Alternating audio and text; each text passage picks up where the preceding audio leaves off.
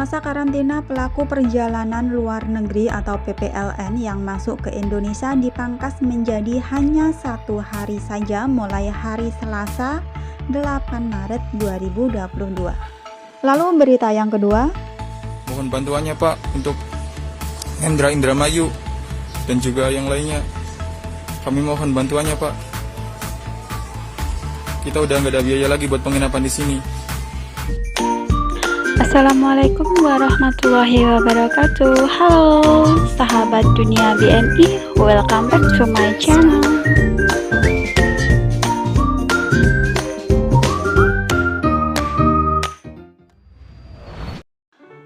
kabar gembira buat teman-teman yang mau pulang ke tanah air karena untuk saat ini ya, mulai tanggal 8 Maret 2022 karantina bagi PPLN itu hanya 1 hari saja.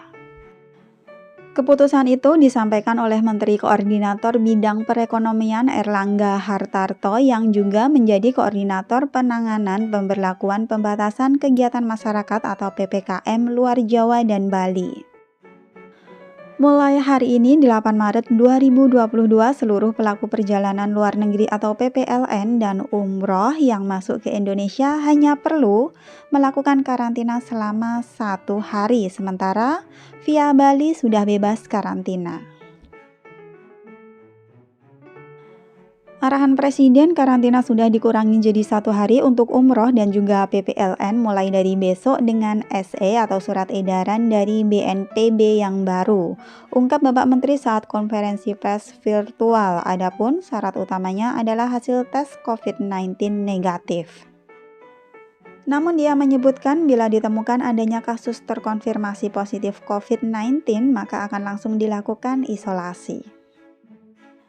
Ya, perasaannya udah agak legaan ya teman-teman. Jadi yang pulang kampung udah nggak seribet dulu lagi harus lama-lama menjalani karantina. Semoga buat teman-teman yang pulang ke tanah air itu diberikan kelancaran di perjalanan ya, dan juga diberikan kesehatan selalu hingga rumah tujuan Anda masing-masing.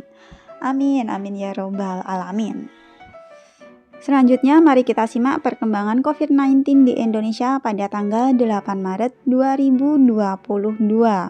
Untuk kasus yang sembuh ada penambahan sebanyak 55.128 orang, sedangkan yang terkonfirmasi positif COVID-19 ada penambahan 30.148 kasus dan yang meninggal dunia ada 401 kasus. Ya, hari ini yang meninggal banyak sekali ya teman-teman, ada 400 orang lebih, dan menurut informasi dari Kemenkes, kebanyakan yang meninggal ini rata-rata adalah lansia. Melihat kondisi penanganan COVID-19 di Indonesia ini bisa dibilang cukup baik, salah satunya itu angka infeksi dan juga perawatan pasien COVID-19 itu terus mengalami penurunan. Selain memberlakukan karantina hanya 1 hari saja bagi PPLN, selanjutnya pemerintah juga akan menerapkan sejumlah aturan baru. Salah satunya itu untuk perjalanan domestik, pelaku perjalanan tidak lagi perlu melakukan tes antigen ataupun PCR ya, dengan syarat sudah melakukan vaksinasi sebanyak 2 kali. Hal ini atau peraturan ini akan ditetapkan dalam surat edaran yang akan diterbitkan oleh kementerian dan lembaga terkait yang akan terbit dalam waktu dekat ini, kata Bapak Luhut dalam konferensi pers secara virtual terkait hasil rentas evaluasi PPKM pada hari Senin 7 Maret 2022. Next berita, kasihan ini ada 43 PMI atau pekerja migran Indonesia yang awalnya itu dijanjikan bekerja di Polandia, namun saat ini malah terlantar di Kamboja.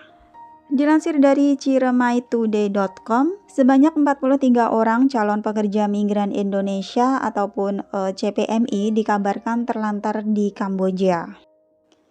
Dari 43 orang buruh migran asal Indonesia itu sebanyak 6 orang diantaranya diketahui berasal dari Kabupaten Indramayu. Puluhan calon TKI itu pun sempat merekam video soal kondisi mereka yang terlantar di Kamboja. Rekaman video itu kemudian mereka kirim ke SBMI. Mohon bantuannya Pak. Kami di sini terlantar, udah nggak ada lagi buat biaya penginapan di sini. Kita juga nggak tahu ke depannya kayak gimana. Buat makan aja kita di sini susah. Mohon bantuannya Pak untuk Hendra Indramayu dan juga yang lainnya. Kami mohon bantuannya Pak. Kita udah nggak ada biaya lagi buat penginapan di sini. Oke, terima kasih. Koordinator Departemen Advokasi SBMI Nasional Bapak Juwarih mengatakan berdasarkan laporan sementara para calon TKI itu awalnya ditawari untuk bekerja di Polandia. Tapi sudah beberapa tahun ternyata mereka tidak juga diberangkatkan, ujar Bapak Juwarih ini pada hari Minggu 6 Maret 2022. Lanjut Bapak Juwarih, mereka pun lalu menanyakan soal kelanjutan keberangkatan ke luar negeri kepada pihak perekrut. Hanya saja saat itu mereka justru ditawari untuk bekerja dahulu di Kamboja bila mana ingin cepat bekerja ke luar negeri. Mereka ini ditawarkan bekerja di sebuah kasino di Kamboja karena mereka sudah terlanjur mengeluarkan uang dan ingin cepat bekerja, makanya mereka mau. Akan tetapi sesampainya di Kamboja, lanjut Bapak Juwarih, puluhan calon TKI itu diamankan oleh pihak KBRI karena diduga keberangkatannya secara unprosedural. Pihak KBRI pun menawarkan agar para calon TKI itu sementara waktu tinggal di sebuah penginapan, namun biaya penginapannya ditanggung mandiri. Sekarang mereka terlantar di Kamboja, katanya sampai kelaparan. Itu kiriman video dari salah satu PMI, ujar Bapak Juwarih. SBMI pun akan mempelajari dahulu soal aduan tersebut sambil melengkapi data-data untuk mengetahui kronologi sebenarnya. Di sisi lain, sejauh ini sudah ada 4 keluarga dari calon TKI asal Kabupaten Indramayu yang mengadu ke SBMI cabang Indramayu. Insya Allah hari Senin akan ada pengaduan lagi dan kami akan mengundang keluarga dari PMI yang berada di Kamboja tersebut untuk tanda tangan surat kuasa, ujar Ketua SBMI Cabang Indramayu Bapak Jainuri. Duh, kasihan ya teman-teman PMI ini, semoga pihak SBMI dan juga pihak-pihak terkait lainnya bisa segera membantu mereka dan bisa segera memulangkan mereka.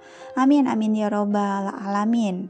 Ini pembelajaran ya buat teman-teman yang lain supaya jika ingin keluar negeri itu harus hati-hati, jangan sampai tergoda oleh sponsor dan harus berangkatnya itu secara prosedural.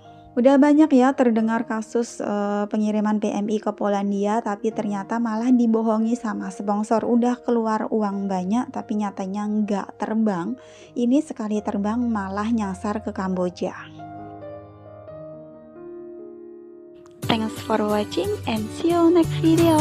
Wassalamualaikum warahmatullahi wabarakatuh. Bye bye.